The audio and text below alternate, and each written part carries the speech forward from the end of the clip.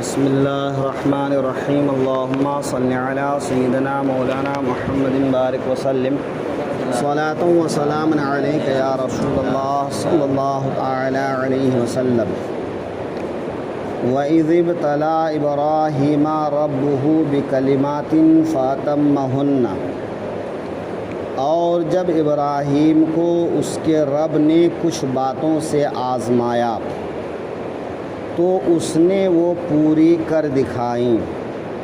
یہ فَأَتَمَّهُنَّ آزمائش میں پورا اترنے کی واضح دلیل ہے، یعنی خود اللہ تعالی فرماتا ہے کہ ابراہیم علیہ السلام سے جو بھی آزمائش لی گئی ان آزمائش میں وہ کامیاب ہو گئے، کیونکہ آدمی کو سختی میں ڈالنا، آزمائش میں ڈالنا ایک الگ بات ہے، لیکن اس میں کامیاب ہو جانا ایک الگ بات ہے۔ تو اللہ تعالی خود ارشاد فرما رہا ہے کہ حضرت ابراہیم اس میں کامیاب ہو گئے، ہے نا۔ اب آگے اللہ تعالی ایک نعمت کے بارے میں ارشاد فرما رہا ہے، جیسا کہ کل کی گفتگو میں کہا تھا کہ آزمائش کا مقصد یہ ہوتا ہے کہ لوگوں کی نظر میں وہ عزت والا ہو جائے، یا جو مقام ان کو دیا جانے والا ہے اس مقام کے لیے ان میں صلاحیت ہے یا نہیں، اس کو پرکھ لیا جائے۔ اور وہ مقام ہے کیا؟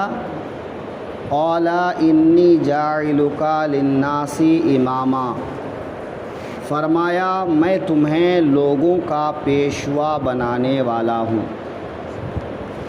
کہ اللہ تعالی کیا فرما رہا ہے کہ میں تم کو لوگوں کا پیشوا بنانے والا ہوں، امام بنانے والا ہوں۔ پیشوا کبھی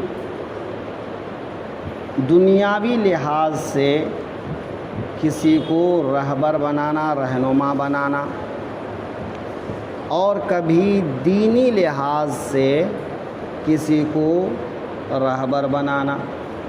تو یہاں پر یا تو دینی پیشوا مراد ہے یا پھر جو ہے نبوت مراد ہے کہ میں تم کو لوگوں کا نبی بنانے والا ہوں۔ تو چونکہ حضرت ابراہیم کو اللہ نے نبوت کے مقام پر فائز فرمایا تو اس لیے کہا کہ تم کو میں نبی بنانے والا ہوں۔ انبیاء کرام سب کے سب پہلے سے ہی اس مقام و مرتبے پر فائز ہوتے ہیں، البتہ اس کا اظہار بعد میں ہوتا ہے، اس کا اظہار بعد میں ہوتا ہے۔ تو اللہ تعالی نے فرمایا کہ اے ابراہیم میں تم کو لوگوں کا پیشوا بنانے والا ہوں۔ اللہ تعالی نے حضرت ابراہیم کو نبی بنایا۔ حضرت ابراہیم علیہ السلام بچپن سے ہی بہت ہی عقل مند اور ہوشیار تھے۔ انہوں نے بہت مرتبہ اپنی قوم کو سمجھایا کہ اے میری قوم، تم جن چیزوں کی پرستش کرتی ہو وہ معبود نہیں ہے، وہ پرستش کے قابل نہیں ہے۔ یہاں تک کہ ایک طرح سے قرآن پاک میں ان کے اور قوم کے بیچ میں جو بات چیت ہوئی اس بات کو بھی بیان کیا ہے۔ تو اللہ تعالی نے حضرت ابراہیم کو بچپن سے ہی عقل مند اور ہوشیار بنایا تھا۔ قوم کو ستارہ پرستی سے، بت پرستی سے روکا، یہاں تک کہ ان کے بتوں کو توڑا،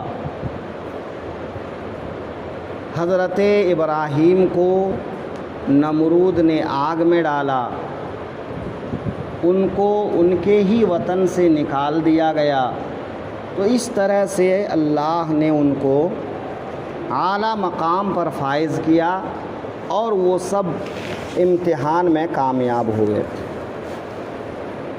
حضرت ابراہیم علیہ السلام کو جب یہ مقام امامت اور نبوت اللہ نے نصیب فرمایا تو حضرت ابراہیم نے دعا مانگی، وقالا ومن ذریتی، عرض کی اور میری اولاد سے، یعنی اے میرے رب یہ پیشوائی اور امامت صرف مجھ تک محدود نہ ہو بلکہ میری اولاد کو بھی یہ مقام نصیب ہو۔ سبحان اللہ، ہے نا؟ تو اللہ تعالیٰ نے حضرت ابراہیم کی اولاد میں بہت سے انبیاء پیدا کیے۔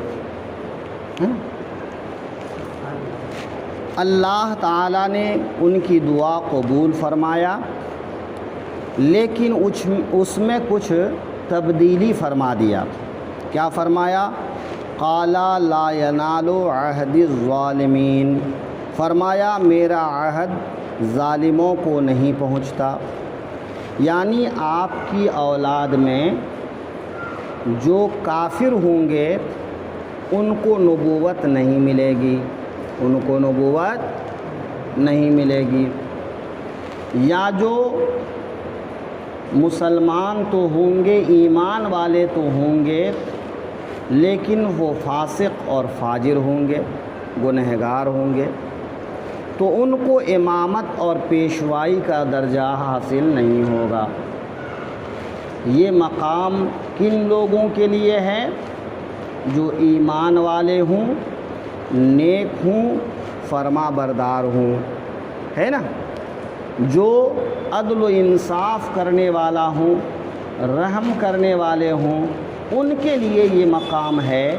البتہ جو ظالم ہوگا ان کو یہ نصیب نہیں ہوگا۔